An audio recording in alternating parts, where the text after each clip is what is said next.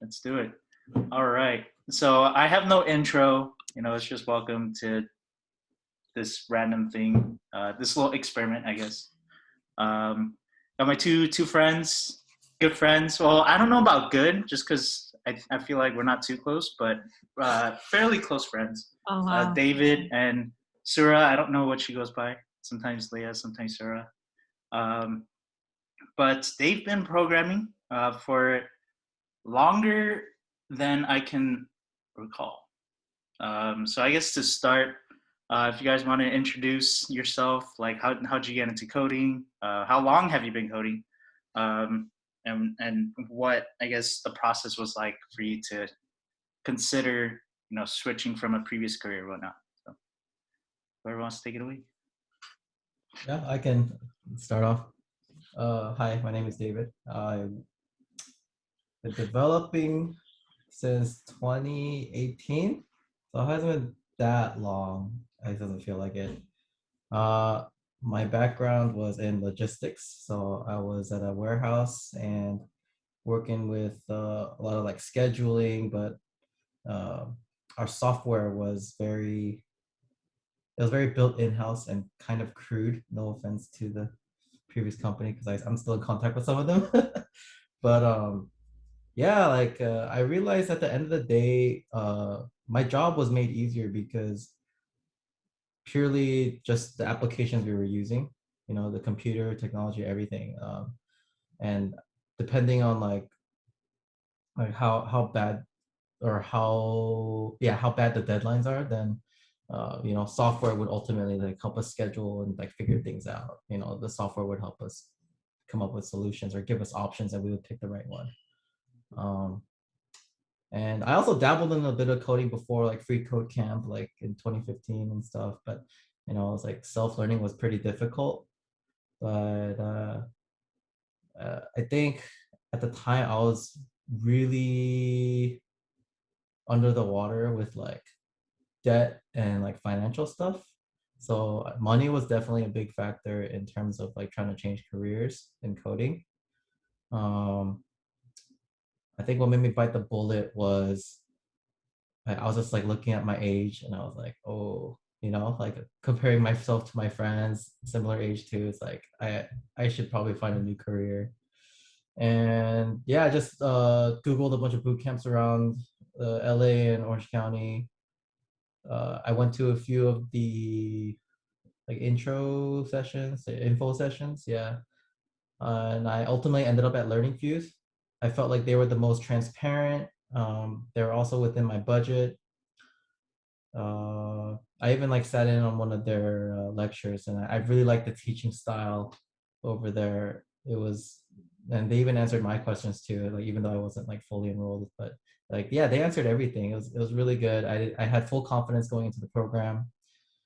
Uh, I think I think it took me like 8 months though to land my first dev role. Um, but yeah, if I were to like start all over again and make my decisions, I'd probably just make my decisions a bit earlier.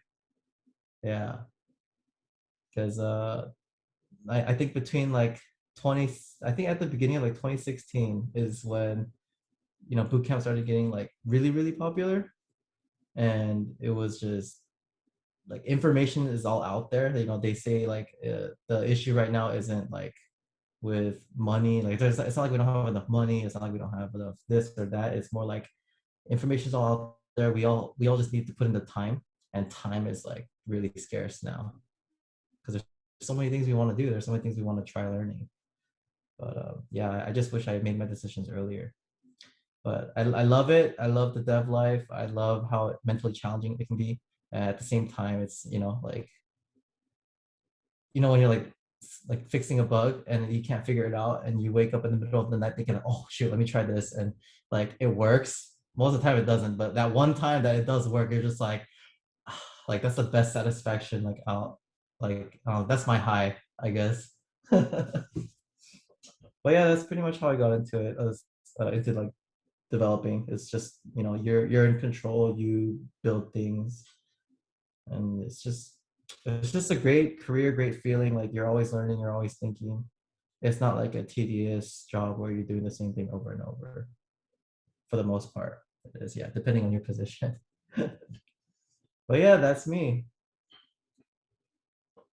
I'll mute myself, so Sarah, you can go. Hey, well, thanks for sharing, David. And hi, my name is Surah, and um, I'm currently working as a front-end developer at a medical device company. And to go back to how I got into coding, so ever since I was little, I never liked studying, and I nothing interests me. Yeah, I just hated studying, but something about coding, like I was there was some kind of like excitement to it, and I just loved just solving problems, and the fact that there is no like one right answer and there's like so many different ways, and even reading other people's code, it's hard, but at the same time I enjoy it because I think it kind of like tells a lot about another person's like thinking process. So I really like that aspect of it, and that's how I got into coding. I went to a boot camp, same as David. I went to Learning Fuse, and the process was hard because it was like you're trying to cram everything within 3 months. But I believe I was able to get through that because of the friends that I made at the boot camp. And we all like encourage each other. Even after class, we would try to get together to work together. And but after the boot camp was over was when things got very tough. Looking for a job was very, very difficult. And like um I think Learning Fuse did try, but then I think they could have tried harder to like help me out with the whole job search. But like I said, like I made amazing friends there, and they were the ones who was able to keep encouraging me. And honestly, without that, I don't think I would be where I am now. I might have gone back to like what I was doing before, who knows. But yeah, so that was like the process of it. And yeah, I've been working at my current company for 2 years as a front end developer. It's it was so fun initially. I had a great time, but now it's like I go back and forth. Like, oh my gosh, I don't want to be a developer forever. I don't want to code forever. This is like so much to learn, so much. But like sometimes I'm like, oh yeah, like when I solve the problem, then I'll be like, oh yeah, I can do this forever. This is fun. Like a lot of mixed feelings now, but like I'm still very thankful that like like it keeps me going. I'm not sure how I would be for like another job, but for sure with coding, like David mentioned earlier, there's some kind of excitement, especially when you're able to like solve a problem. And like, yeah, there's like excitement, and it kind of like keeps me going. So yeah, that's my experience. Awesome. For me, um, it was a horrific experience, to be quite honest, for like the first almost 2.5 years. Um, like for me, I went into CodeSmith basically straight out of college. I had like a couple weeks in between college and CodeSmith. Um, and honestly, it was tough. There's so many days, even during the boot camp, where I wanted to throw a chair out the window, but for legal reasons, I can't. I would sit in the car being like so frustrated, I wouldn't even drive home for like an hour. It's like, especially with Angular, honestly, thank goodness they got rid of scope and all that garbage, to be quite honest. I just don't like Angular. So whenever someone's like, hey, we have a React job for you, I'm like, yes. And then if someone's like, I have an Angular job, I'm like, okay, let me just mark you as spam. Not that of an extreme, but honestly, like 2.5 years later, landing basically the first dev role, which kind of fell short, I was like, okay, is this really it? Like, I basically wasted 2.5 years. I could have done teaching, maybe become a police officer. I have no idea. There's so many different paths, even like back then and even now, that I'm still considering. But in terms of getting into coding, it was really strange because my brother knew the CTO of CodeSmith at the time. Like, they were pretty good friends back at in college, and that's how I got kind of exposed to CodeSmith. I didn't really care about any of the other boot camps because for me, it just made more sense to go to Goldsmith at that point. And then honestly, I failed getting in the first time, but like they give you a chance to redo it after a month, and then I got in. That's basically been my start. And then from there, I took on several QA jobs, which put me at the label of quality assurance engineer. And there's like the whole feel of QA engineers are like the bottom of the barrel kind of thing, which really to me doesn't make sense. And that I find QA engineers, the good ones, they're really good at finding bugs. So it's like, if a website's top notch, it doesn't necessarily mean it's all on engineering or like the software engineers, right? To get all the credit, it's also QA, product, and this and that. But then now, basically, it's really, really strange because I would say in terms of my career growth, it's been, I'm about to use my math degree, X squared, right? Just like, well, if you're looking from whichever way, it's basically parabolic, right? So, basically now, right, at the moment, I'm contracting for Verizon, like a subsidiary. So really fascinating things going on for me. Yeah. All right. So now for the casual part, we got all that good stuff out of the way. So I guess for you guys personally, like what would be, I guess, your interview tip? Like, have you, like, I'm sure you guys might have gone through, loads and loads of interviews and then maybe taken away a couple things. But if there's something that you wish someone taught you before, what would that be? For me personally, I think the interview process would have been a lot easier first time around if I actually just rehearsed the Q&A portion with somebody, especially with whiteboards and like in technical assessments, because like when you're reading like the articles or any other advice online on how to answer these questions, like you're reading it, but if you're not actively speaking it out and like controlling your body language and you know even just like it's basically like just rehearsal, like script reading kind of.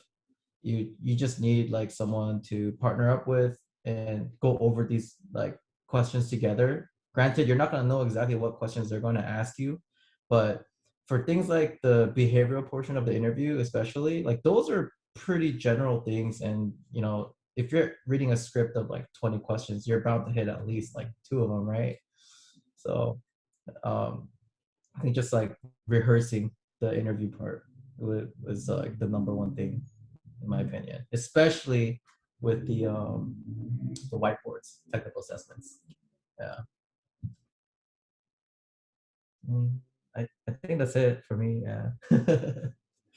No, I think that's a very good point. Like, but I don't think I have anything special, but to go off of that, it's being prepared, definitely. Because I think the first time when I interviewed, and that's for my first dev job, I realized now, like if I were to like go back in time and like re-interview, I would try to be a lot more prepared. I realize now that I was not prepared for like even behavioral like interviews and even like my resume as well.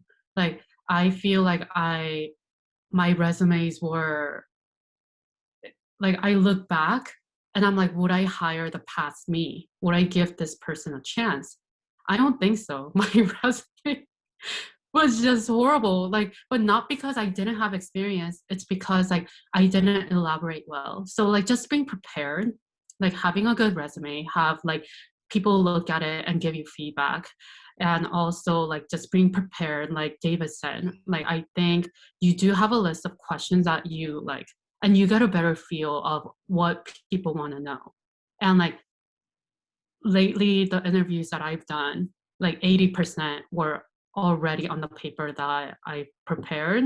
So I'm like, oh, if I did this before, I would have had a better chance. Just made me realize. Yeah, so definitely preparing well and like rehearsing for whiteboards. What are Interesting. your thoughts, Leonard? I'd actually even take that further. I'd say being prepared to be unprepared. strangely enough, I realized that my biggest initially my biggest fault was I had zero like people skills, as my brother would say. Like I was garbage, you know. Like I wasn't able to hold a conversation thoroughly or even efficiently. It would fall short. So I would say the first thing is knowing who your audience is, but also being able to, as I'm kind of doing right now, like think on the fly, but then be 2 steps ahead with what you're saying. That makes sense. So being able to like think of an answer, but also be able to formulate it before you even see it, right? And then from there, it becomes a stream where you're speaking your thoughts, but then as you're speaking, you have new thoughts that come into your head based off of what the interview is saying. So it really helped me a lot to the point where I actually don't really prepare. Well, I shouldn't be saying this just because if interviewers see this video, then I might be screwed. But like you gotta be prepared to be unprepared, in that they can ask you any random question based off of what you're saying, right? So if you talk about, say, hey, you know, I learned, you know, Apollo, then, or I dug into Apollo for like 5 minutes, and they can literally nail your entire interview on Apollo if it doesn't seem like you know what you're talking about. So I'd say knowing your audience, being able to think, but also speak on the fly, and just be yourself. It's really strange. Well, I guess for me, one of the benefits I have is I'm pretty extroverted, so I take energy from people. So I guess I'm a thief in that sense. But in terms of then being like myself, it more often than not helps me. Like I've had so many parts where they're like, oh, you know, your technical is like not senior, you know, as for the role you're applying, but you're an awesome individual. We'd like to extend an offer, something like that. It's like, oh, okay. So I guess for me, the big thing is be yourself. If you're extroverted, that's a cherry on top. But if you're introverted, then I've never been in that situation. So good luck to you. But yeah, just be prepared to be unprepared. I think is my biggest thing. And then another one, I'm like taking the entire call here, but that's totally fine. I'd say is, shoot, I literally just forgot. Well, while you're trying to remember that, good point on the whole company part. Yeah. Researching the company you're interviewing and knowing what they do to make money, like, and knowing like their business model, like it's one of those things where when they ask you like, do you know what we do here at this company, and you're able to answer it, the interviewer is pretty impressed from my experience. And I've almost always gotten an offer after like answering those ones correctly. And honestly, you don't even need to go that far. It's just like read Crunchbase, read their website, and have some notes. Just look at their website, see what they do. And it'll take you that much further than the other candidates, because you know how saturated it is out here with the job market and everything. Like even if you take 5 minutes before your initial phone screen with the manager to go over what their you know, slogan or whatever is, that goes a long way. Like even in this aspect of being remote, I don't know why my screen's out, but even, you know, with the whole remote interviewing, it makes it that much easier in that you can have like a whole document up on one screen, assuming you have multiple screens, while you're, you know, you have the meeting, right, on another screen. Because at the very least, even if they see your eyes darting, it's like, oh, this person took notes or something. And as long as you're not like typing like crazy, then they might think, okay, he's on Facebook or something. I've had things like that. People question like, oh, are you looking things up? Technically, I was, but I was like, no, you know, I'm just editing Google Calendar or something. Like, you got to be slick, but don't be too slick, because then they can see through it. Which actually brings me back to what I forgot, is you got to be able to read their emotion, like read their facials, right? Because I have one person literally like 5 minutes in, and this was the CTO or whoever. I'm not going to name the company, but you know, that's totally fine. I don't know if he's still there, but 5 minutes in, I realized that he lost track, or like he just stopped caring about the interview. Like it was nothing I did. I guess like he was just looking at the whiteboard as I was talking, and then within like 2 minutes of the interview, I was like, okay, I know he's zoned out, even though he is forcing that look of I'm intently, going with what you're saying. Like I already knew he was checked out. So for me, it's like, because I'm able to read that, should I waste my time by, you know, going ham with this interview? The answer is no. Thank goodness I didn't, because I actually threw out some BS answers and he was just texting. It was literally texting for an hour. And then I was like, okay, I gave you like half of my answers were incorrect on purpose. But the fact that you're nodding through all of them, I was like, I'm done. So Yeah. You don't want to work for a company like that. yeah. Yeah. No, I think that's like the other thing too. Like you need to like, I think initially when I was looking for a job, I was so desperate that like any job is fine. But I think like you realizing where you want to work and like working for a company that aligns with that, I think that's like better in the long run. And also to go off of what you were saying before about being yourself, I think initially I was so scared to say, oh, I don't know. So I would kind of like make stuff up to make it seem like I kind of know it. But like now I realize saying I don't know is actually a lot better.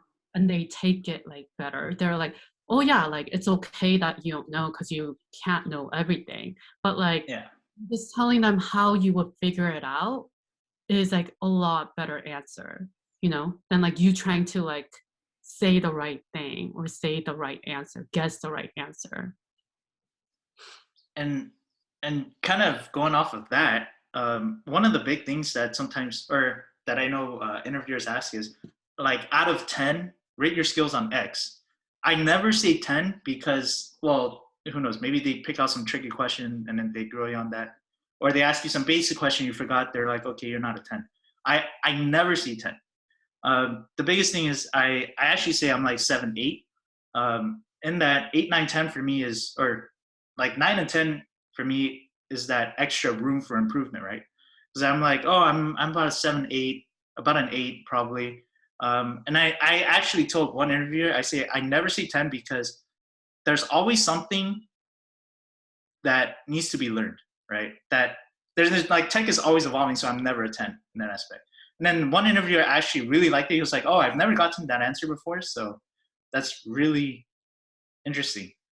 I was like, okay, I don't know if that was good or bad, but then I guess that helped me move to the next interview. So, yeah. And I don't want to be asked random questions too. So I to be honest, even sometimes when they're like, how do you do this? I give them a very correct but generic answer. That way it's like, oh, I can do this in Angular. Then they'll ask me like 500 Angular questions. I'm like, okay, I shouldn't have said Angular. Something else. So Yeah, you gotta be careful how you answer those questions. yeah, that once again kind of goes back to formulating, but don't wait too long to answer, because then they'll be like, okay, this guy or this candidate doesn't really know what we're talking about potentially. So just have always some sort of basic, or I guess one tip for me is have a basic answer in your head, and then if you can be a little bit specific without obviously opening a can of worms, then go for it. Yeah. Cool. All right. So one of the big things too, I got asked, like even on LinkedIn, random people reaching out after endorsing me here and there, is what do you do during your free time, like at night? And this is one of the reasons why I don't think maybe engineering might be until I retire, because I'm sure as sort of mentioned, at some point you just get tired of like trying to be on essentially 24/7. So I guess for you guys, like, how do you keep up on top of your tech game, and what do you do kind of at night or even during the day to keep up and stay up?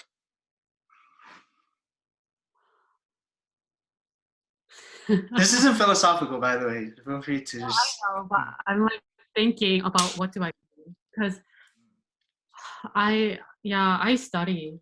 I do. Like it's like if I don't want to be behind, I know I need to study, and especially when I know that like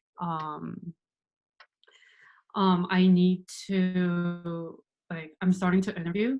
then like I of course go on LeetCode and like start studying. And also I watch a lot of videos on like the latest tech, and that helps a lot because like I'm like, oh yeah, I could integrate this into my work field too. Like what I'm doing with this function, I could probably like integrate this, and I think by that I'm like improving. Yeah, but you know, every day I usually like at 5, I start watching Netflix for like an hour. I eat and I like study for like an hour or two every day. Yeah, so I mean, Every day. every day, but like at least like 2 or 3 times a week. But that's why it's been like kind of like it's hard. It's hard because initially, you know, you hop into this field thinking like, hey, like you earn like pretty good money like for this kind of work. Like it's great, but no, you also need to think about after work. You need to improve your skills, or else you're gonna be Yeah. out. Yeah. Yeah, wholeheartedly agree on that one. In my case, I remember, you know, coming out of the boot camp and then getting my first job, dev job. Like it was a major slowdown because at the boot camp you're, you know, doing nothing but codes 24/7, right? And like every day is a sprint, you know. But once I got into the working environment, you know, there's a schedule and the projects are bigger, so things are a little bit more spaced out, and I don't have to be like, I don't have to be sprinting as I hit the ground running kind of thing. Like I can just jog and, you know, take my time. And I think in my case, it was I just blinked out. It's all good. uh Help me bring it back. Well, while David's trying to uh, get reset, I'm trying to throw some jokes, but I don't want to give the wrong get command. But anyways, I'm gonna get restore. I would say that that's the one I'm looking for. But by that point, that joke's already out the window. Anyways, in my case, no worries. I guess you could just turn off your video and mute yourself. So obviously, I've had one person take his headphones to the restroom, and I heard everything. So just as long as you don't do that. Even though it would be interesting to hear the girl side, but we're not. Okay, anyways, yeah, we're done. We're done with that. Okay, so for me, I hope nobody clips that part because we're not on Twitch. Anyways, yeah. See, as you can tell, I'm pretty E for extrovert, but in my case, honestly, it's just trying to even push one Git commit right to my GitHub. Well, obviously, the idea would be to show that I'm still active, but it's more of me ensuring that I'm active so that when I come back to my GitHub page, it's like, okay, I see that I'm active. I need to keep up. Well, basically, I need to make it a habit, right? So I see that's the big thing. The hard part is obviously, I was talking to David before we started, was that I noticed that there are times when I'm working on a project and I'm not really learning anything. For example, one of the ones I'm working on, it's like my last 3 commits were basically just one-liners. It's like, oh, I want to add a new stat, or I want to add a chart. Let me just find this piece of data real quick and just throw it out as a Git commit.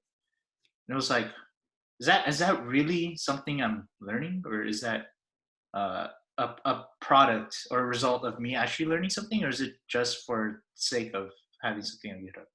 Which actually, right afterwards, I went on a calendar and I was like, okay, I'm gonna schedule, and this is my habit. I have pre-planned evenings, so like Mondays and Wednesdays would be either no code or look at some piece of tech. Maybe I want to incorporate in some projects. Tuesdays and Thursdays is actually working on projects at night. So I'm kind of that guy. My calendar is littered with things to do at night to ensure that I'm resting, but at the same time that I'm not slacking off in terms of technical skills. So Yeah, because you don't want to burn yourself out.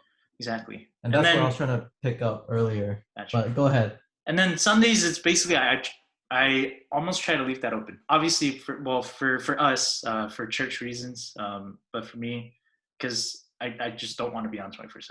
That was one of the problems with my last position was I was basically on not because they uh, expected me to be. They actually encouraged us to not. But for me, I wanted to be on top of the tech game, right? In order to basically pump out results and outcomes over outputs.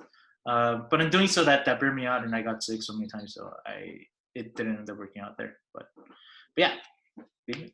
Yeah. Picking where I left off, you just don't want to overwork yourself like you did at the boot camp or when you were studying hardcore. Um, Especially since if you're working a full-time job, space things out, and you got to work at a pace that's comfortable for you.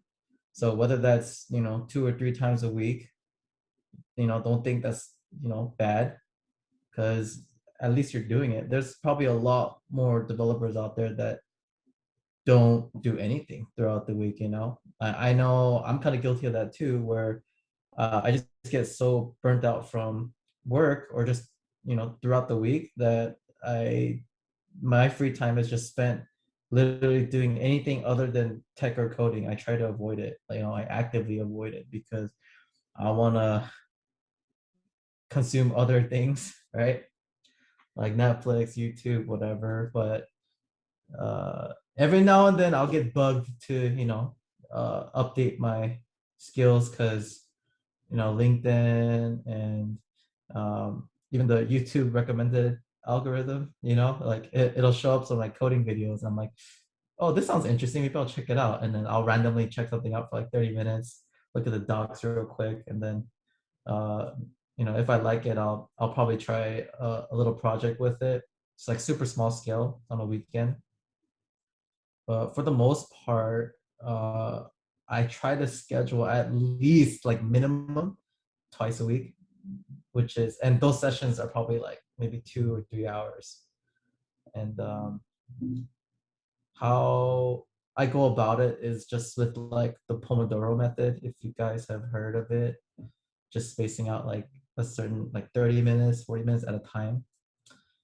If you Google Pomodoro, you'll see what I mean. But I find that really helps because my attention span is kind of like, I'll lose interest in something real quick if it's not stimulating enough. So especially when it comes to learning new technology or something that's like uh, potentially like trending, then I'll look at it and try it out if it garners enough interest. But for the most part, just setting a specific time to dedicate X amount of time to a certain project, or even like just concepts that you don't know, right? Like I know the boot camp like will teach you how to code and everything, but they don't really, at least at our boot camp learning fuse, they didn't really touch on data structures that much and algorithms. And we had to spend a lot of time, like my fellow alumni from there, like we would meet up on our own time just to like look up and practice algorithms and data structures, because we had no idea what or how to answer these things when it came to the interview. There were a lot of interview questions that the bootcamp did not prepare us for, but I mean, maybe it's better now, but back then it wasn't. So yeah, just dedicate, like scheduling. Scheduling is a huge thing. Like you can't just you know like do something on a whim, right? It's going to get chaotic. If you have a set schedule to do something, it's easier to like follow. Sometimes I miss being back in school because like everything was already scheduled out for you. So even though you hated going, like if at the end of the day, like you learn something. So yeah, it's a discipline, that's for sure. Choose spending your free time wisely, because time is scarce, right? We have all the information out there, but yeah, just need to make time for it. Sweet. So I guess in terms of, uh, I don't even know how much time you have left. But one of the things I actually get, and this is like kind of going to something a little different in terms of topic wise. Um, like sometimes new engineers, they'll ask me, or people going into boot camps, they'll be like, oh, afterwards, how's the hiring experience? And then Rich, we'll get into this one Reddit post that actually really pissed me off in terms of like assumptions and getting positions.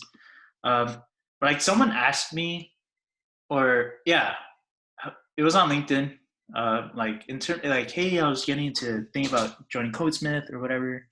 But like, what's the hiring process like afterwards? And I straight up tell them, don't apply for any company you want to be at first. Like, well, one, because you'll definitely need practice no matter what. Even if you're a seasoned engineer and you want to find something new, like don't put. I don't know why these two nerds are smirking so hard, but It for sounds me, so bad, but I know where you're going with this. yeah. Keep Well, going. so for example, like I one of the companies I had on my list outside of like Verizon and all these big names was actually Riot Games, right? Being that I've played League and still kind of do on and off. Uh, they actually attended our hiring day. I wasn't able to attend, but apparently one of my classmates at the time mentioned, I guess, me indirectly saying like, hey, one of the classmates is doing something with your API and whatnot. And then that recruiter manager, whoever it was, actually hit me up on LinkedIn or emailed me, I believe, directly. Um, and that was actually one of the first interview processes, and I flopped straight up, like technical wise. Like I had basically the answer down, but like type wise, like I was rendering strings instead of objects or whatever. And then that was like a huge blow to my ego. Not that I had any, but it went from like 0 to -1, which honestly isn't really possible. But one of the advice I have for like new grads is don't apply for a company you want to be at initially, because in the end they might, in a sense, like blacklist you for a couple months, maybe a year or so, and that they'll see that, oh, this guy should have failed interview wise. Doesn't matter if you're fresh out of boot camp, they just take the result usually, and then they associate your name with that result for a while, right? And then they'll have some sort of filter to clean it out and things like that. But that's one of the biggest things. So I guess for you guys, like, has anyone approached you? And if so, like, what was the advice you gave them in terms of like the hiring process? Wait, okay, so if I'm understanding this correctly, like, oh, I want to apply for your company. Like, what is your advice when they approach me with that question? Yeah, or even like, hey, I'm coming out of a boot camp. Like, I see that you've been at Applied Medical for 2 years or whatnot. Do you have any advice in terms of like just landing a first role or something like that? Hmm, like, what would It can be like within the interview process, or it can be just like you know, um, preparation wise, like pre-interview process or whatnot. I'm not sure if this is kind of like going off. Like, I don't think this is answering your question. But then, like, recently I interviewed for our junior dev for our company, and that was actually a very interesting experience because I've always been at the receiving end. I was never like giving. I was never like the interviewer. So, but I realized that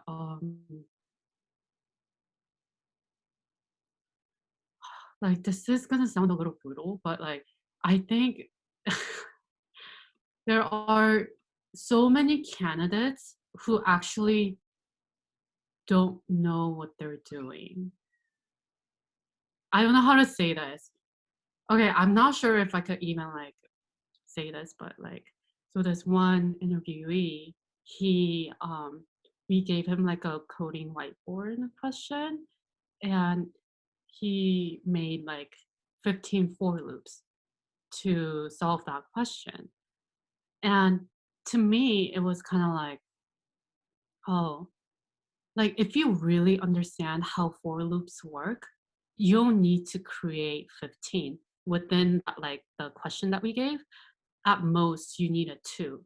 So like I think certain like I think a lot of developers, they kind of like initial developers, the way they code is a lot of brute forcing, and sometimes they don't understand the deep concept of how for loops work, how hash tables or like objects or like arrays work. So like even within these interviews, I will be like, oh, okay, like I see that you're using an array, how would you approach it if you were to use an object instead? But they're not able to understand that question, like solve through that, because they literally memorize like the solutions. But I think it's more important for you to, because whiteboarding is a huge part of like the interviewing process. And I realized not just me, but like especially people who work with me and my manager too, we want someone like that doesn't require a lot of handholding. Like someone that we can of course guide through, but like not to the point where I need to like teach them every single one. So like for people to be more interested in like the deep core basic knowledge of the coding concepts and who has those down. So I think it's very important to like get those down. And also like, sorry, going back to what I was discussing before too, like I think we kind of like throw out ideas here and there, like so that we know how it would be to work with this person, like how we would bounce off ideas from each other. But if they are not able to even like understand that concept, it's like hard, you know? So even like during interviews, I think it's nice if you can show them that even though you don't know, that's totally fine, but like just go off of it. Kind of like, oh, okay, like, oh, a hash table, like for an object for this, like, are you thinking about approaching it this way or that way? Like, what are your thoughts? And just like collaborating more like that, really, I think definitely makes us see like, oh, this is someone that I would want to work with and who's more open-minded, you know? So I think that's something that I wanted to share. Nice. Yeah, I haven't really interviewed anyone in an official capacity yet, but yeah, I do get a lot of LinkedIn messages here and there for like my bootcamp experience and also at my previous company. Um, I mean, when it comes to the bootcamp experience, I reply to them like a really long email because uh, they'll first message me and then I'll be like, oh, okay, like if you know if you're like really interested or like you know if you have the time, like here's my email, send me all your questions and I'll reply to you. And I usually get back to them like the next day or two, and it's usually like average of like 5 questions, and I'll give them like a whole like paragraph of a paragraph answer for each one, because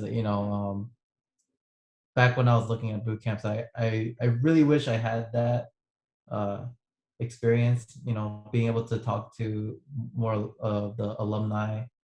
Because at the time when I went to the info session, I only had feedback from current students. So I like to like give back in that regard. In terms of advice for people trying to apply to the company I work at, I'll generally like pre-screen them. Just checking out their LinkedIn, or if they have a resume up there, I'll look it up there too, and I'll just be like, "Oh, hey, your resume looks good, or your GitHub looks good. Just apply at our official site." I'm not really in HR, but best advice I can offer you is, just know XYZ, which is gonna just be like certain questions that are focused on like a certain, I don't know, like what do you call them in the practice problems? Like an algorithm? I don't know if it's algorithm. Or just like know what a hash table is, know what a constructor is, that kind of thing, like just basic vocabulary stuff. Just know everything on your resume, because that's what we're going to talk about. And just just practice like what you, or no, not practice, but know how to talk about what you're currently working on, kind of thing, because it's it kind of goes both ways in an interview, you know, like they ask you questions, but also the interviewee should also know how to um, kind of get information out of a company as well. Um, I mean, I can't give away too much, you know, they're like to a potential candidate just because there's like, you know, like you can't just give away the answers. But I generally help more of the up and coming coding bootcamp grads rather than people try to apply to my company.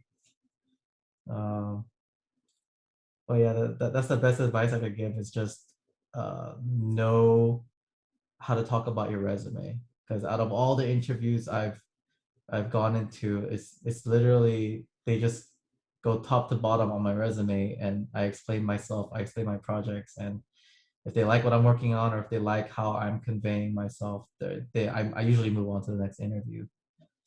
Um, but yeah, I've definitely seen what Sarah experienced in that one particular dev. Like, you know, they're, you know, very brute force, and there's nothing wrong with brute force, but if you're using 15 for loops, that's not just brute force, man. That's like I have no idea what I'm doing, so I'm panicking. Here's a bunch of loops. I think it'll work. You know, um, yeah, it's tough. And to go back on Leonard's thing with, you know, don't apply to the companies you want to work at first. uh, I mean, it sounds bad, but like I agree. You need practice with interviews, like how I said earlier, when you practice with a peer, you know, going down the list of questions or even practicing a whiteboard question. Um, Even with that, you still go into a interview feeling like anxious or you know, unprepared, but just applying, going through the interview process and getting rejected over and over, like that's, you know, it sucks, but like you have to have tough skin and just build yourself up from it. You know, don't put yourself down. Don't feel like they're putting yourself down. I mean, the quote I shared with you guys earlier in the group chat, you know, yeah, like it's it's tough, but applying to jobs is really a numbers game. You know, it's when what is it? Chance meets opportunity, time, chance. I forgot the exact quote, but like when you're ready, when you're prepared, and this is after like you go through so many interviews and practices that like a company will come around and, you know, pick you up based off of all the failures that you went through because you built yourself up from those things. And, you know, you just gotta keep rolling with the punches. It's kind of like dating. You gotta just keep going with the rejections. Honestly, speaking of which, I'm sorry to cut you off if I did. No, you're good. Go ahead. But like, actually, I think in one of the interviews, I was like, "Oh yeah, you know, like this feels like just going on a date right now." And they're like, "Oh, you know what? That's so true." I was like, "Oh yeah, because you know, you go in nervous, and then you just have a conversation, casual, and hopefully, you know, both people don't feel like they're being interviewed during a date, even though that's basically what it is. And then it's like, oh, is there a round two, like a technical round? If it is, that's like an in person, right? And then it's like a round three, Disneyland. Okay, cool. And then round four is like offer, right? It's like, oh, so are we boyfriend girlfriend? Are we official? Like that's literally what it is. And I kind of broke it down to one interview. They're like, dude, that's hilarious. And then I moved to the next round. I was like, you know, sometimes you just gotta you just need to be yourself again. Just think of it like a date. It's a numbers game. I'm telling you. Yeah, It's yeah. I literally a mean, numbers game. to this is not to say like if you're a loner, then that's I don't know. I've been there, done that. So you just need to Wait, figure. hold on. I think Sarah's trying to say something, but her mic is really low. Oh, Yeah, I saw her. No, I just think it's so interesting that you said that to the interviewer, right? yeah. Well, I didn't elaborate like that, but I was like, wait, Oh, didn't you just like a dating thing. Well, this was basically like I forget what it was. Oh no, I think it might have been to one of the recruiters at the very end. Like once I got the results, Oh, that's the other thing too. or I don't remember who it was, but I mean, I don't know if this is part of your questions, Leonard, but like, how are your experience working with recruiters versus like direct HR? Like, you know what I'm talking about, right? Like recruiting agencies. Yeah. I've worked with one in tech systems. I'm pretty sure I can see the name. Um, that's how I actually got my role at Verizon. Oh, sorry, just fell off the grid again. Just probably using the restroom, but or something. But yeah, so like I've been approached by a lot, and then one helped me, get like actual interviews with Disney, and they gave me a thing with Apple, but I turned that one down. This was like 2 years ago. And then most recently, so that was actually one of the recruiters who ended up leaving, right? Tech Systems, and I actually went to Warner Brothers or something. And then his replacement actually got me the role with Verizon where I'm at right now, but it's still contract, so I don't know how it works. But I generally like working with direct or internal recruiters, right? Because in the end, it's like, well, if I'm going to do it through an agency, then obviously you're going to be labeled as contractor. You're not going to have like the full benefits and things like that. But it also depends on where you want to go. That's because I actually had a couple of offers, right, within like directly with companies, and this was kind of competing with Verizon. I had like some with other big names. I don't know if I'm allowed to name, but anyways. Yeah, big names, like direct. I turned down some final interviews because I was like, okay, I think even though they could all go very far, I was like, well, Verizon was on top of my list. I have a freaking Verizon phone plan. I was like, it just makes more sense. Who knows? Maybe I could get a discount. Hey, man, manager, you hear me, bro? I don't know if you're gonna find this, but please, not that I want the discount. This has been like a dream come true. So let's make it happen. Watch you. But you just gonna watch this and be like, okay, your contract is up. Please don't do that. I might edit this out, so we'll see what happens. Anyways, please like and subscribe. I don't know how that works either. So, what was I talking about? Recruiters. Yes, they're. I try to make it easier for them too, because in the end they go through hundreds of but like potential candidates, and sometimes I'm sure they'll get a lot of like hate, like maybe they didn't they said something wrong that triggered a candidate, so I try to just make it as casual as can be, so that it makes their time talking to me worth it, right? Mm-hmm. And I've had one to really wanted to help me out, so she actually helped me update my resume, which got me more leads. So it just really depends. Yeah.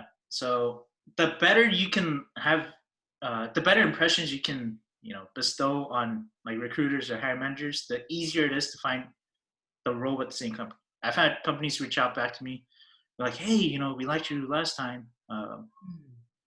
and so you want to interview again? I'm like, not yet.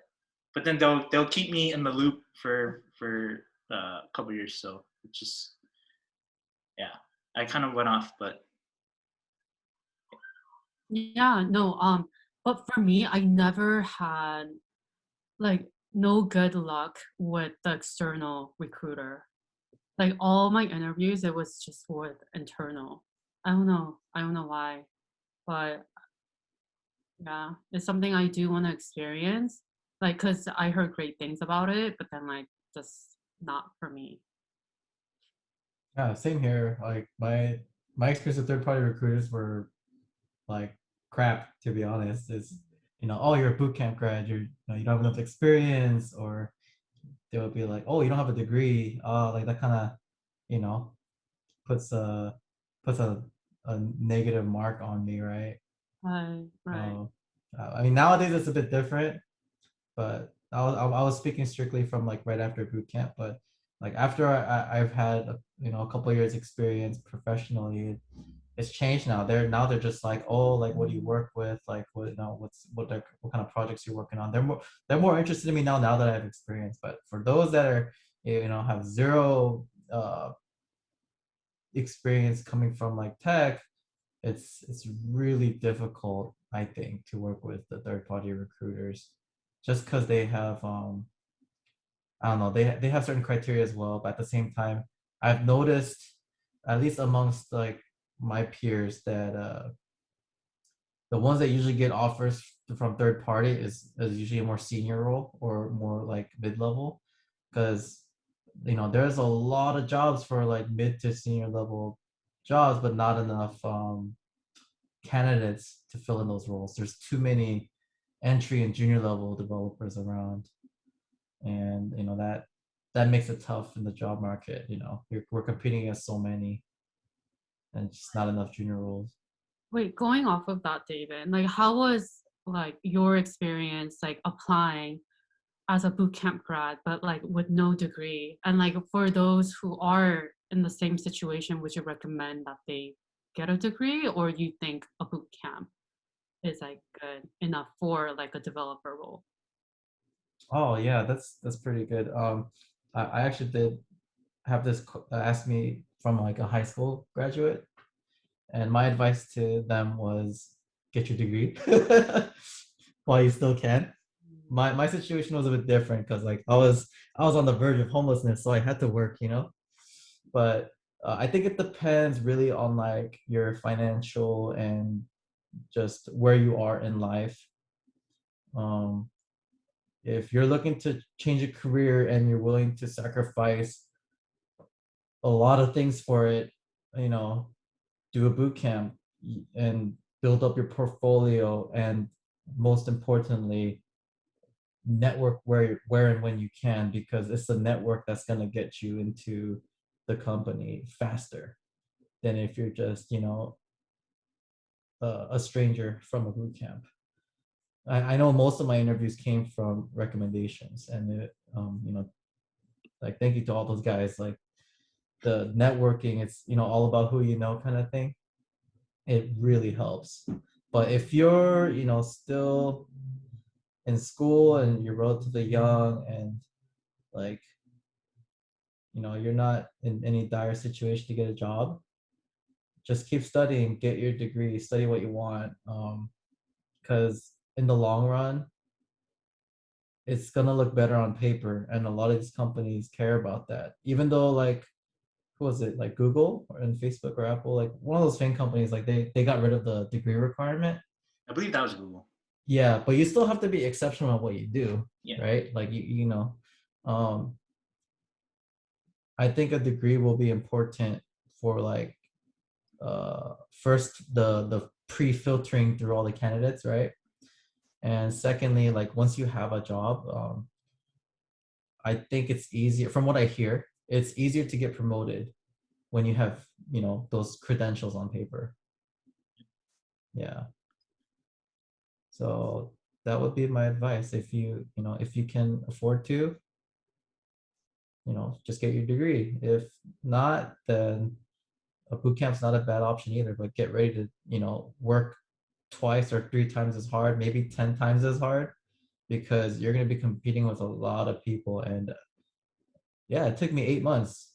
Granted, it wasn't like it's not like I was applying like every single day for those 8 months. It was like a roller coaster, like okay, like I know what I know, so I'm gonna apply, and then I get rejected so hard from like 50 different companies. I'm like, dang, like maybe this isn't, I'm not cut out for this, right?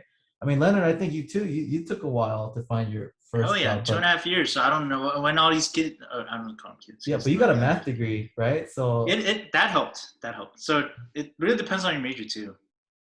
So yeah, like kind of what expanding on what David was saying. Like if you plan on if you just want to finish get a degree ASAP just to go to a boot camp, like don't be uh, it might sound a little harsh. Don't be stupid, right?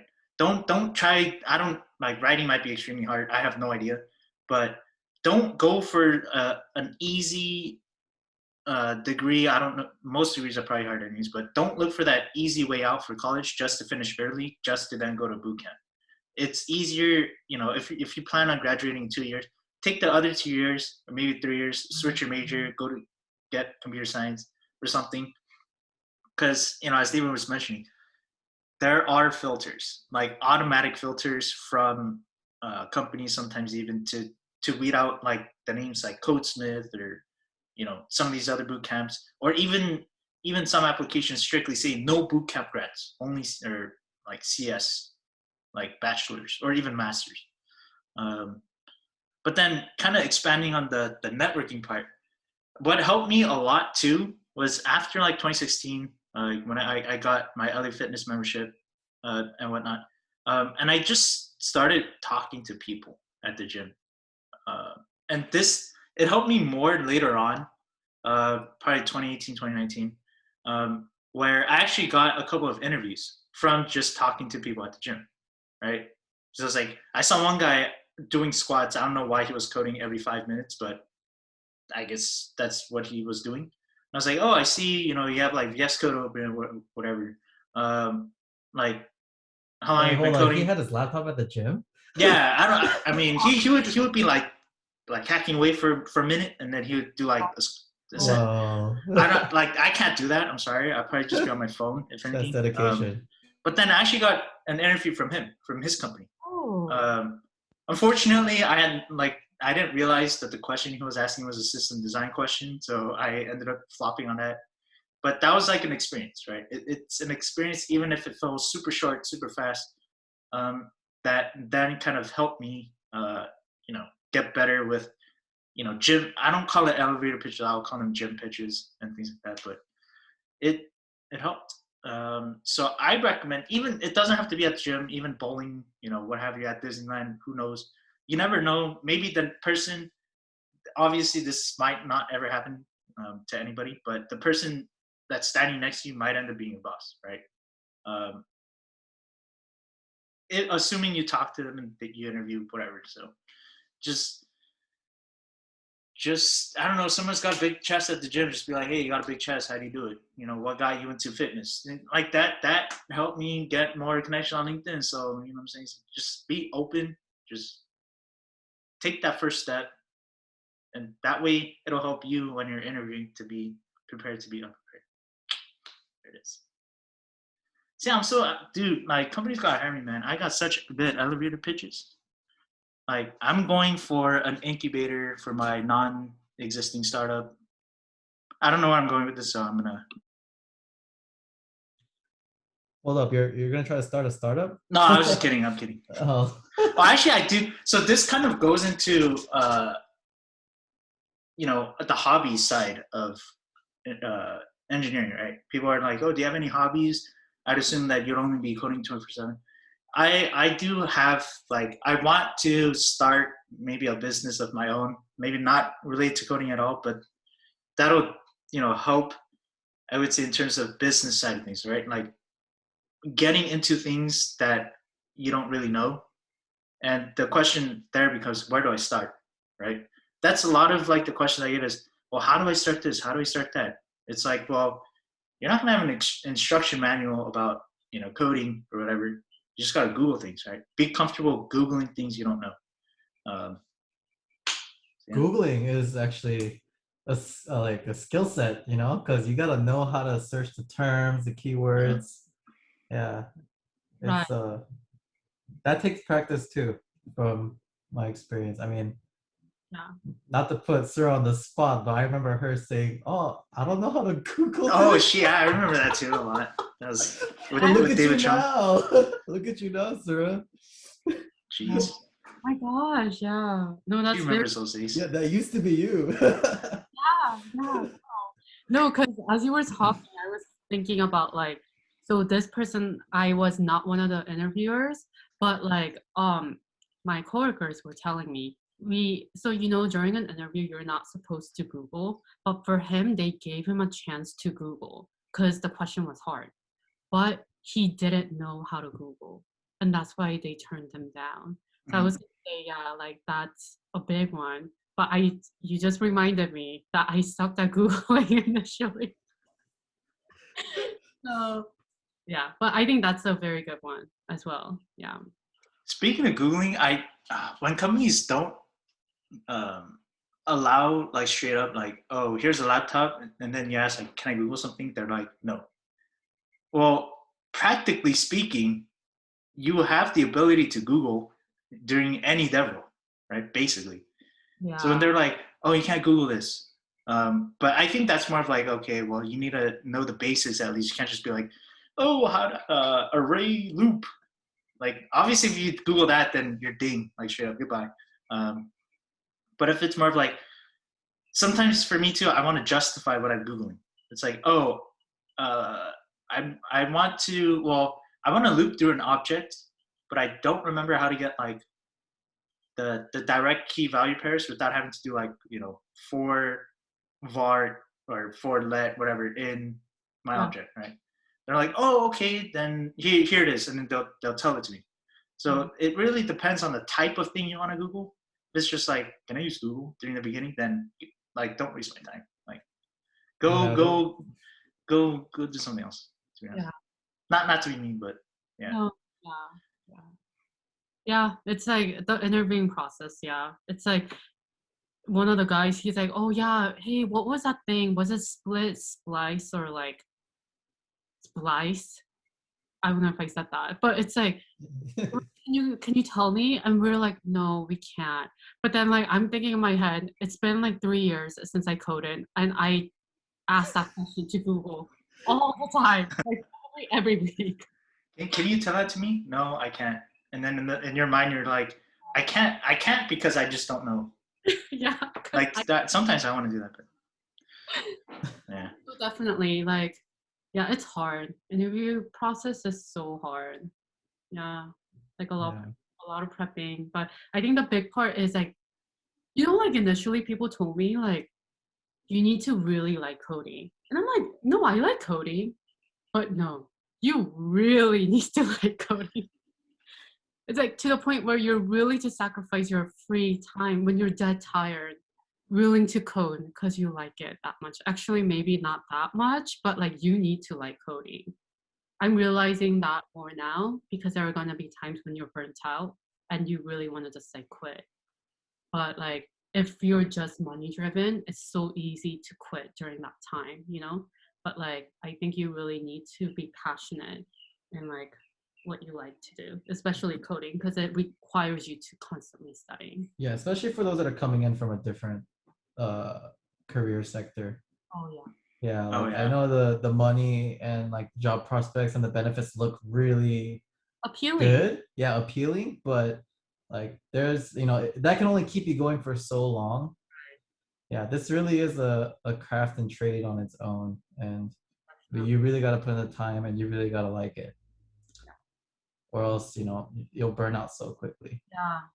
Like for like new grads too, one of the big things is like as Sura was just mentioning, you gotta not just like it, but you need to love it to the point where, you're willing to sacrifice sleep. Like not necessarily literally, but have that type of commitment, right? Because there's so many times actually for me in the beginning where, and speaking of which, even my last job or one of my previous jobs too, where there was a problem that I couldn't really figure out, like personal project or professional, doesn't matter, and actually both for this example, where I was like, dude, it's bothering me, and it's like 8 p.m. and I'm like in the middle of playing a game, but it's pissing me off. So after I entered that game, I just was like 0-10, whatever. I quit the game, and then I went back to that problem, right, to try to fix it. It took me up until I think 4 a.m. And then after that, I was like, can't sleep. So I just made some ramen for non-Korean speakers at like 5 a.m. So I was like, oh shoot, now it's like 5. Can I sleep? And I was like, no, I have an interview or something, right? So like it's not even like being willing to. It's like if you have to, sometimes you have to, right? There's no being around the bush. So it's that type of commitment. If you're not on board with that, then coding or engineering just might not be for you, as tough as it is. How long we're going for? That is the question. So Sura, you wanna kind of put your thoughts on how long we're going for? Lol. Well, it's been like An hour. No? Well, yeah. So God willing, I actually got a notification from Zoom saying they lifted the 40-minute recording limit for me. So we can go on for 6 to 8 How many hours. questions did you make, Leonard? I think we covered all except for one, but in the end, this is more casual. There's some other guy on the Committment thing doing more of a Q&A type, but this is more of like experimenting Yeah. in the end. But No. Yeah, it was. Yeah. David just sounds like he wants to leave. So if he No, leaves, no. then that's I it. just need an estimate. That's all. Oh, estimate. We're going to about let me check my Google Calendar real quick. What's my next activity? All right, I'm leaving. Bye. Oh wait. Hey man, dude, all these new hires, they're gonna be sad that they didn't get. New hires for what? Your incubator? Oh yeah. I don't really have anything else in terms of questions or like anything else for the rest of the day. I do have some things, but we can go until Sarah needs to use the restroom again. I'm just No. fine. I slated till 4:30, but it really depends. Oh, okay. 26. Everyone's like, yeah, 4:30. No, but I think we covered like the important ones. So Yeah. Yeah. I think there might be might possibly if my fellow guests and friends want to come back, who knows? If we're invited back, I don't know. I'm just always open invite. Okay, it's an open invite. So it's like a date number 2. So they passed the first phone screen. So now we're gonna be meeting in person for the actual like date technical screen. Anyways. I don't know what I'm getting at, so I think that means we're basically coming to an end here. If I'm starting to troll and be hilarious, that's my E side. That's my comfortable side. But at the same time, for me, I actually got dinged one time for joking too much, even though it really didn't make sense. They're like, "Oh, one of your jokes was inappropriate." I'm like, during an interview? Yeah, that was the feedback, and this was like a couple of years ago. It was really interesting because I actually don't. I think it was like a Git pun or something, right? But then the fact that it was labeled inappropriate, I'm like, okay, maybe it's a good thing that they didn't give me an offer. Yo, they're doing a lot of things with what is it? Being like, I don't know, is it politically correct or something? It's like getting rid of like master and slave, and they're renaming the terms to like primary, secondary, something like that. Yeah, even what was it like in terms of Kubernetes or something? They're talking about like master and slave this, and then someone's like, no, let's not call it that. It's like sometimes I don't know. Maybe that's just the actual term to be used, but in the end, engineering, as much as we don't like for it to be a political game, it sometimes is too. So that's the company you work for. Yeah. All right. Well, I think that's about it. Oh wait, didn't you say there was one more question? Oh, okay. All right. So I guess not. No, I figured we should at least finish your questions. Well, I mean, it's more casual. If like a date, if there's nothing else to talk about, then you just talk. You find that random question that you have in your head. I see. I just hope people don't get too bored. Oh, they won't, dude. It's my personal. Okay, watch me become like a freaking YouTuber by tomorrow. How much are you editing? You guys this? will be my incubating partners, huh? How much are you editing this? It's going straight. Are you serious? Really? You should I mean, edit it. if any edit, it will be like to add makeup on my face, right, or something, to like remove my underbite or something random. Maybe get rid of these. Oh man, I just blinked out while recording too. I was like, so unprepared because I forgot to write down the question you asked, so I lost my spot. Oh, it's all good. In the end, this is more casual, if anything, versus like a straight Q&A. But the last question, I guess, since David really was pressing for an answer or a question, is I almost blanked out, even though it's literally right in front of me. Is did you have a plan B, like prior to going down the engineering path, or even while you were looking for your first role? Like, did you have a plan B? Like, hey, if I don't get this, I'll go back to getting a degree or what have you. Whoa, Sarah, you went all in on the coding bootcamp, huh? I really did.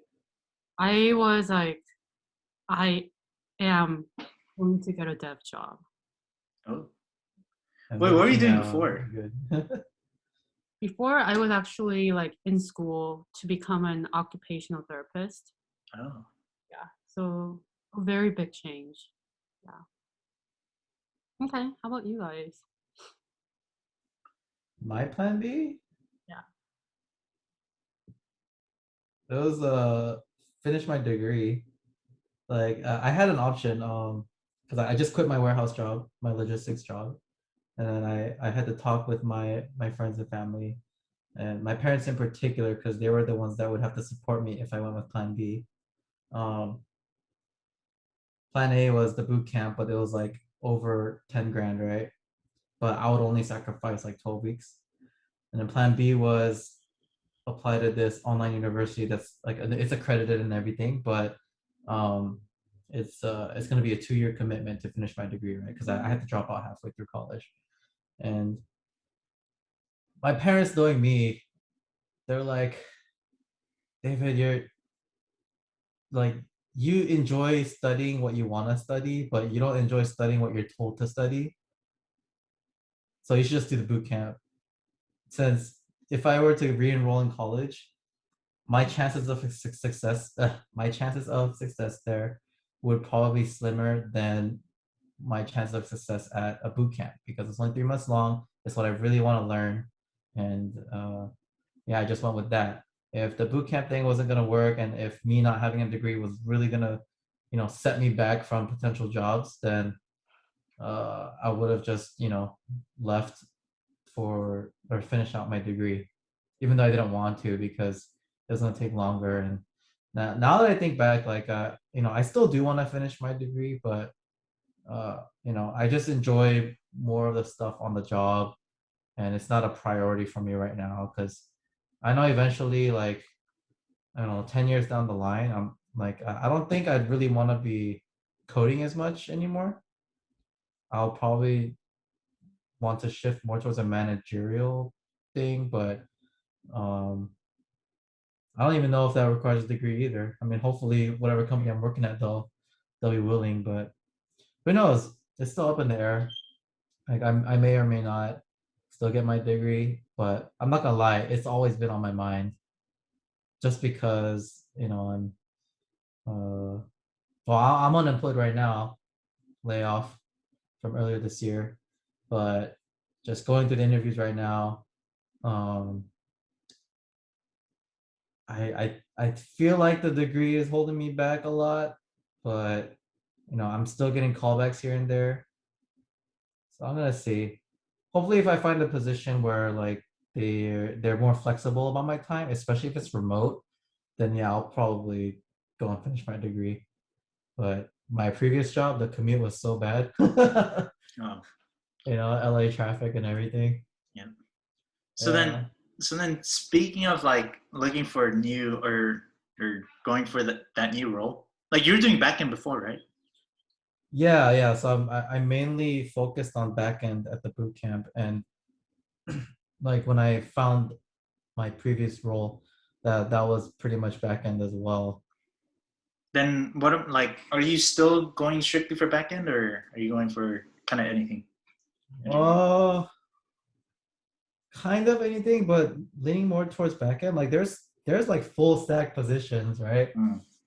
But the job descriptions will show like you'll be dealing more with like database stuff or just API integrations or just CRUD operations in the back end. Um, since that's my professional experience, if the job description has like mostly HTML, CSS, and JavaScript, React, or whatever, I only have so much experience in it. I'm not gonna be as good unless I'm not gonna be as good as if I was to compare that with a backend role, right? Gotcha. Yeah, because Okay. like I don't know, CSS is hard, man. Like as It for some people is. it's good, but like I can't get it as quickly as others. Maybe it's because I'm not that visual of a person. Backend just makes more sense to me because it hasn't changed that much. But I know with front end technologies, like there's so many options out there, and yeah. Yeah. But front end I think is enjoyable in the sense that like at least you see your changes right away, right, on the inspector Yeah. and everything. But I don't know, maybe it's time for me to branch out with more front end and try to be more full stack, right? Yeah. Good. Give it a try. More opportunities later for full stacky, I guess. Yeah, definitely. I mean, I know I don't, not to, I'm probably gonna get a lot of hate for this, but yeah, I don't want to work with PHP forever. Don't dislike the video, guys. Make sure you update the thing. I'm saying. Or Oh, don't yeah, for bless this, you, Sarah. for what David just said, don't dislike the video. Just don't like it either. I mean, don't get me wrong, PHP is great. It's just, after I was introduced to like Node and dabbling in that one for a bit, it's like, oh, I kind of like Node more than PHP now. And I started off with JavaScript too, so Welcome yeah, I back. mean that might be the reason. But yeah, JavaScript's a pretty powerful tool, Yeah. for That sure. one of the interesting things too was like, or is when recruiters kind of going back when they say, oh, has like 5 to 10 years of Java space script. I'm like, do you mean 5 to 10 years of Java or 5 to 10 years of JavaScript? They're like, in the end, for me, that didn't matter because a couple years ago, it was more of, did you even look at my profile at all? Why are you reaching out to me? Because it's like minimum 5 to 10 experience. But then why are you reaching out if it says you looked at my profile? You know what I mean? It's like clearly I don't have 5 to 10 experience. That's not to say don't interview me now, people, but it's more of like before. It's like, well, hey, you have a lot of JavaScript experience, and we're looking for someone like 2 to 3 years of PHP. I don't know PHP. Then how'd you even get my profile? I never applied to your random company kind of thing. But I mean, it all that's another thing depends. too. Sometimes a company or whoever wrote the job description doesn't know um, exactly like what they want. They're just listing out the things Yeah. and hoping, like people will buy and they can get the right candidate. But for example, there's been a couple of job descriptions where I saw they wanted someone like React experience of more than 10 years. But like, hey, I don't think React has been out for 10 years, not even, right? At No. the time right now. So it was just like, yeah, good luck finding that person. They don't exist yet. I think they're just looking for people who are like good enough, right? Yeah. Or even So like when they say maybe like 10 years, it's like, okay, someone extremely proficient. But it's like, well, yeah, just I'm just assuming write that's what they're looking proficient. for. Yeah, it's like then you don't need to write 10 years of experience. Just write React a lot of proficiency, right? It just Yeah. makes more sense. Um, but yeah, in terms of plan B for me, honestly, I didn't even have a plan A. So it's just anything went. Because, just basically wrapping up college and then towards the last summer, or basically during the last summer of UCI, Zot for all you viewers. Anyways, what was I saying?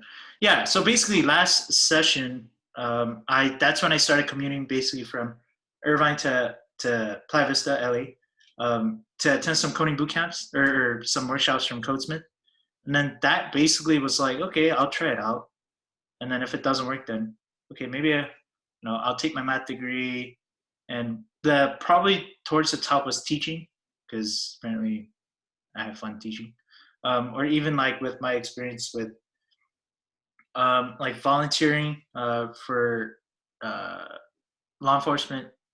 I was hesitant to say that with the whole history, just recently, but it was more of like, okay, then maybe I can become an analyst with the police department or whoever, so I can also get that benefit of pension.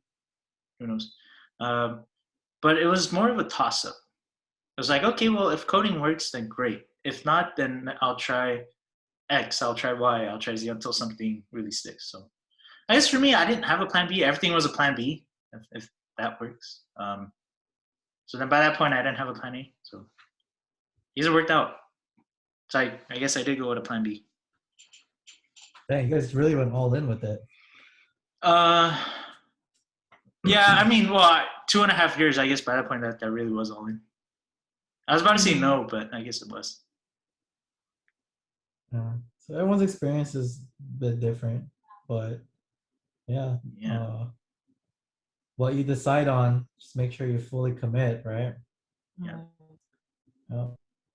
And the big thing too is don't, like, if someone gets a role right out of a boot camp don't be comparing yourself to them. Maybe they have something that you don't have. Maybe you can learn from them, but don't be like, oh, and this happened to me where I was basically one of the last ones. And well, obviously almost 2.5 years. But in terms of getting a full-time, even quality assurance, that was 8 months in. But by that point, almost everyone from cohort 3 and 4 from 2015, 2016 already had a role, right? So it's like, oh, how come they're getting a role? How come I'm not?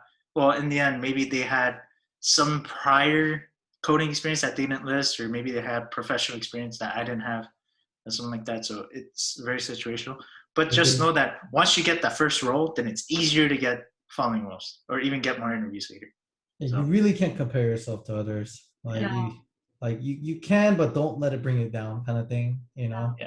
Not even your twin, not even your exclusive twin, because they're built differently, right? Even if all your genes are the same. So. Yeah. Any final words before David takes off to do his thing? Be prepared. I guess even for me to do mine. Be prepared. Boy Scout motto. I like it. You never know when the opportunity to come was. So being prepared at the right time, at the right moment, that's the best thing you can do. Because my experience so far is always just been, a numbers game for your next dev role. Yeah. Just apply. At least until maybe you're a bit more senior. But yeah, I'm definitely not. I don't think 3 to 4 years would count as senior. So depending on the company, I guess, right? Yeah, and I guess even potential. I would even say just practice. Like, be prepared. Practice. Even if something like this, you just randomly have some friends, on a Zoom call just to chat. Be intentional about what the topics you want to cover are, right?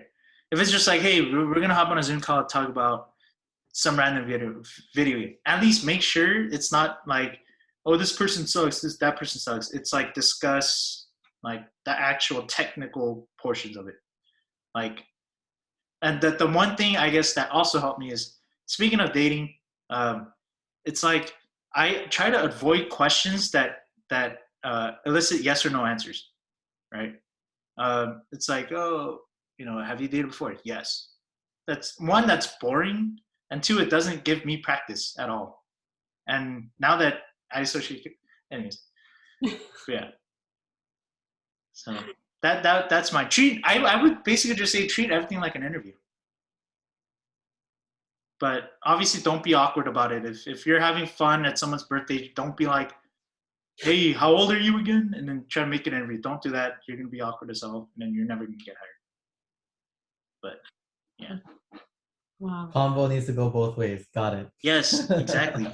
It's a bi-directional for all you math people or whatever. Last words from Surah?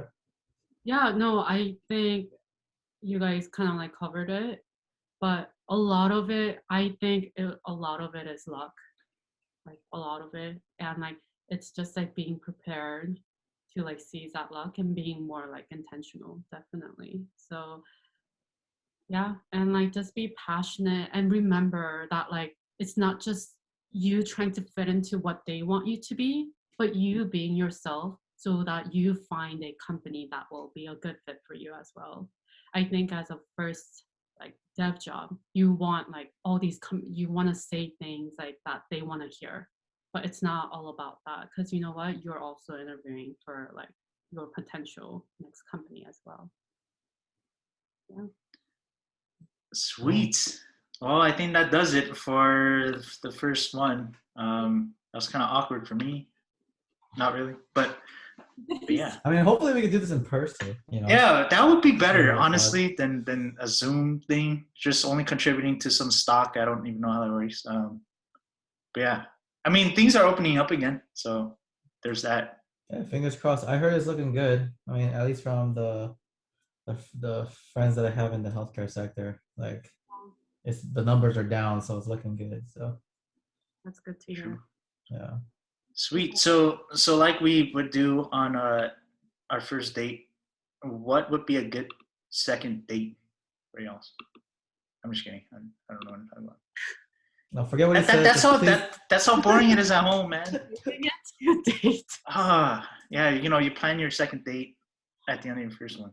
That was the tip I was given, but half the time it actually doesn't work. So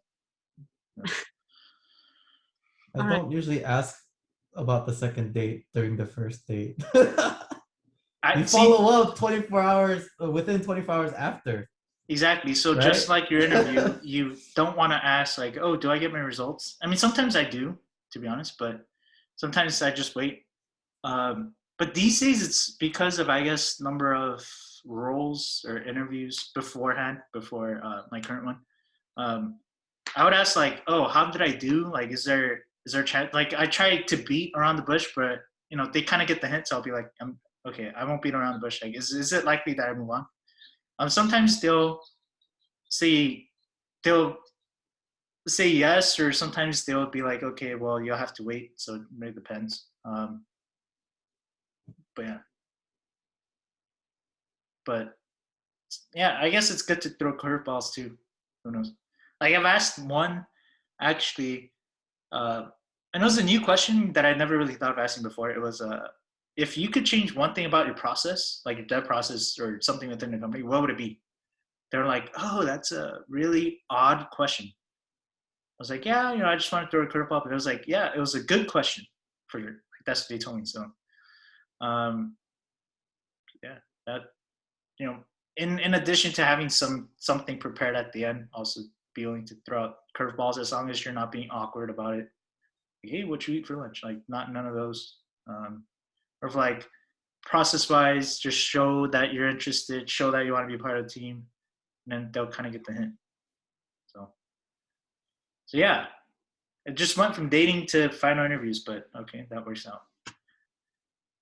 So I guess that's I'm kind of making them stay, but that's I would say another positive. If you're able to take something and then kind of switch gears based off of that, like switch topics per se, then that can really help. Like, I've done that before. They would ask me about HTML, CSS or something, and I gave them a generic answer, but I then shifted it to something else, and then they went with that. So I was like, okay, thank goodness we're not talking about X topic. Or yeah, that does it. There's no outro. It's just raw data, raw JSON. Oh, facepalm. That's gonna be an outro. Perfect. Anyways, I guess that's it. Thanks all for showing up.